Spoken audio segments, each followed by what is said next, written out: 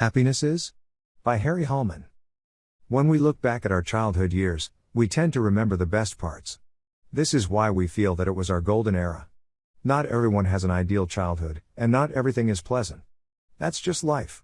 However, whatever your situation, childhood is a time of wonderment. You have free reign over your creativity, and you don't care what others think. Simple things amaze you, and small pleasures make you feel like $1,000,000.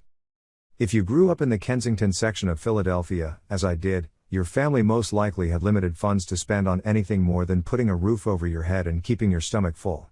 Of course, children have no idea of the sacrifices their parents make to ensure their health and well-being. You probably shared the only bathroom with 6 or more family members, slept in the same room as your siblings, wore the same hand-me-down clothing, and slept in your living room during the hottest summer days. The other day, I was sitting in front of my computer in my home office, drinking a $6 cup of coffee, checking my text messages on my iPhone 11, and listening to a Billie Eilish song playing on my Google Echo Show 5 when Alexa interrupted me to flash a quote on the screen. Old age is a second childhood. Aristophanes. Alexa is a pretty intelligent voice bot, but my body tells me I won't be able to toss my sneakers up on the electric wires any longer. I can, however, and you can, too, revisit my childhood to see what simple things created a sense of wonderment or delight. Here are a few things that did it for me. Finding a penny on the sidewalk was like finding a pirate's gold. That penny bought a delicious grade A chocolate or a licorice baby. Finding a nickel or dime in the pay telephone was like winning the lottery. That would buy you a Pepsi or an ice cream cone on a hot summer day. Dad sometimes brought home hamburgers from the Olympia restaurant. Never did a greasy burger taste better. When a family friend gave us a puppy, the first thing the puppy did was run to me. That was one of my most memorable pleasures. Every time I went to the aunt with my grandmother and smelled the fresh ground coffee, I felt happiness. I still do. Driving over the bridge on Wildwood Boulevard into Wildwood, New Jersey, was an immense relief because the 2-hour trek was over. More importantly, it was a portent of fabulous days at the beach and boardwalk.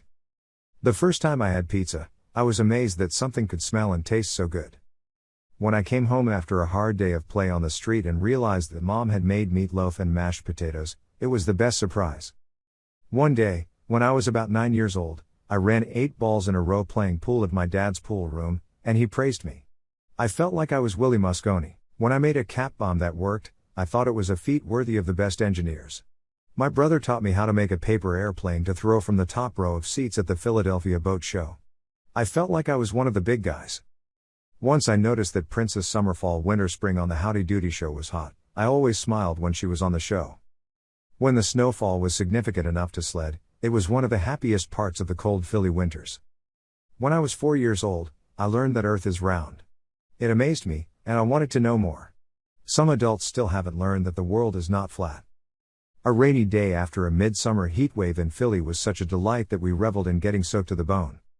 When someone was able to open a fire hydrant, it was like going to a day at an expensive pool.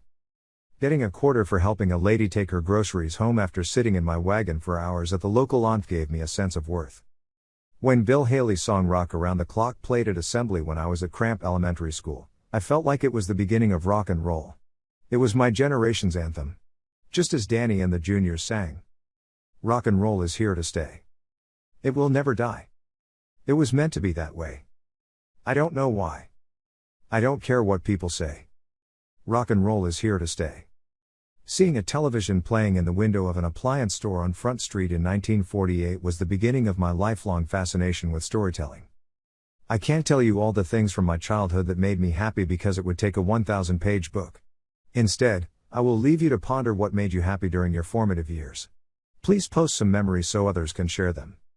By the way, I was fibbing when I said I was listening to a Billie Eilish song. I was actually listening to the top songs of the 1950s. Oh, what a time it was! As I mentioned, Alexa is a pretty smart cookie. As I approached the end of this story, she posted this on her screen. The final stage of wisdom is becoming a kid again.